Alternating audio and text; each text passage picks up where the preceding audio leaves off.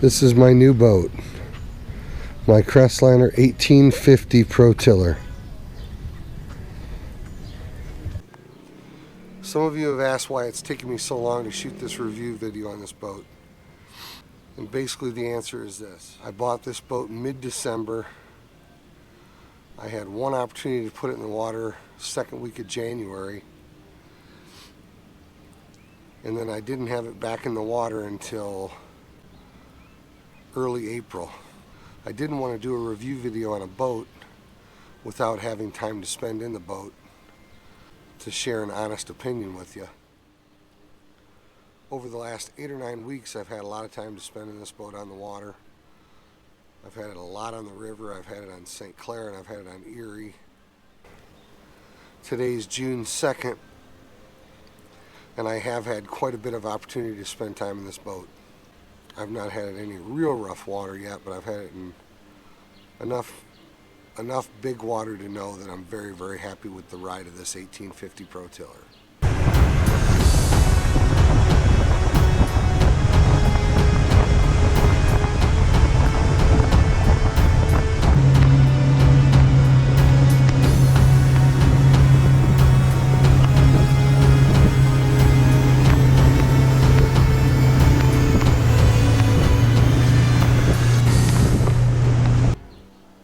I spent 1 year trying to decide what I wanted in my next boat. I ran for 2 seasons on my Alumacraft 165 Navigator, which did most everything I wanted it to do, and it gave me plenty of time to help decide what I wanted for my next boat. The 165 was just a little on the small side for the water that I run all the time, and after having a 20-foot bass boat, it was just a bit too much of a downsize for me. So I spent an entire year trying to decide what I wanted in my next new boat.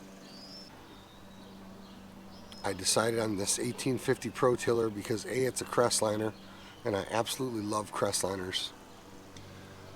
I had a 16 angler Crestliner with a 25 horse for about 10 years, and it was actually 13 or 14 years. And it was one of the best boats I've ever owned. Super durable. That boat just got the job done all the time, every time. So I've been a huge fan of Crestliners for a long time. I knew I wanted a tiller because I believe that a tiller gives you the ultimate in versatility and space. A side console wastes a bit too much space for me, and a full windshield wastes a ton of space.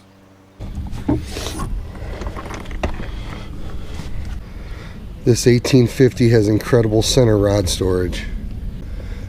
I fish multi-species, so I carry a bunch of rods with me at all times. I can pretty easily have 20 or 25 rods in this boat at one time. Now obviously the downside is when you're running a tiller, you're mighty exposed to the elements.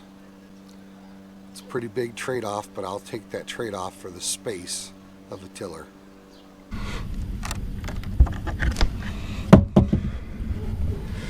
My primary tackle storage hatch is right here. It's not completely organized at this point, but as you can see, it holds an excessive amount of tackle trays. Over here on the port side, we've got another rod storage box, and I'm not exactly sure how long of rods I can get in here, but I do know that I've had 9-foot rods in this box. As a musky guy, I do run some 9-foot rods, and one of the things I insisted on my new boat having was storage for 9-foot rods. Hey, but ultimately I can't think of anything that I don't love about this Crestliner. On the starboard side of the boat, we've got a storage hatch here that I find handy for just ropes and life jackets and miscellaneous items, gloves, a spot to throw your lunch for the day. Just a handy little storage box. At the rear console, we have a glove box, We have storage here for a few tackle trays.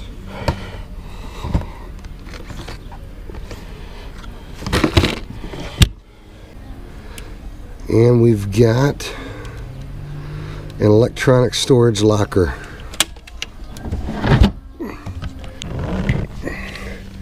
This little storage hatch comes in pretty handy. In this storage hatch I keep my rod holders and some oddly shaped boxes, any soft plastics I may need for the day.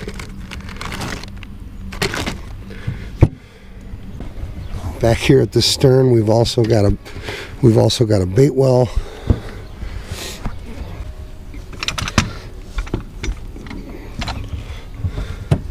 And a massive live well. I'm super happy with the decision I made. I could easily see myself running this boat for another 5 or 10 years. I'm pretty happy with my electronics setup. I love my Minn Kota Altera. This boat provides all the space that I need. Boat provides the rough water ride that I'm looking for. There are days that I wouldn't mind having an extra 10 or 15 miles per hour top end speed. But again, it's a small sacrifice to pay for a boat that does everything so well versatilely. I fish a lot of bass, I fish a lot of muskie, and I fish a lot of walleye. And then I have a lot of my electronics and my cameras powered by another 24 volt battery.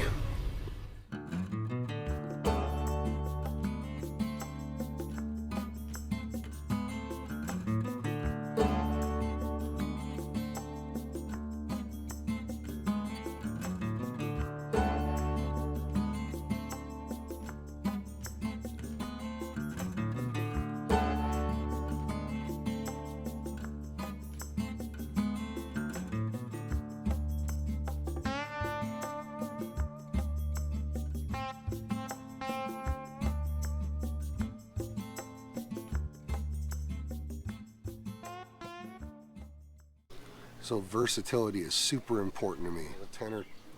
I probably only troll 10 or 15 times a year. But when it's one of those days and you're going to do some trolling, nothing trolls like a tiller steer. I don't need to run a kicker motor between the 94 stroke and the 24 volt Altera. I control and maintain any speed I need to maintain.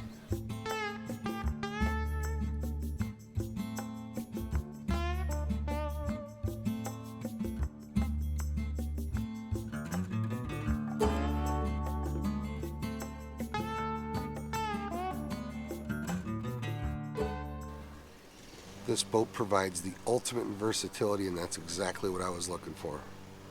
Hey, I'm not trying to sell anybody on a particular boat or a particular style of boat.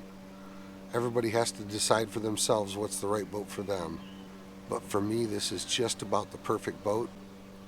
If I can help you guys in your search for your next boat, I'd be happy to do so. Leave me any comments you may have in the comment box below. I have owned about 15 boats, from small aluminum boats to 20-foot bass boats. I had a Ranger 690 walleye boat. I've owned just about every style of boat there is to own. Fishing boat, that is.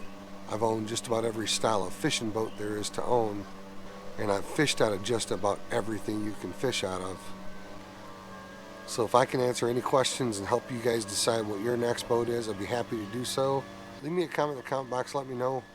What is your favorite style of boat? What style of boat are you running?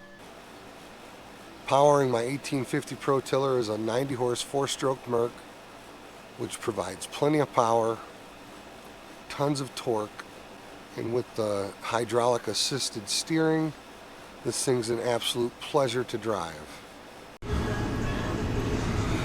I'm gonna go in, shower, get ready for church. Thanks for watching another episode of Team Jesus Outdoors. God bless, tight lines. We'll see you guys on the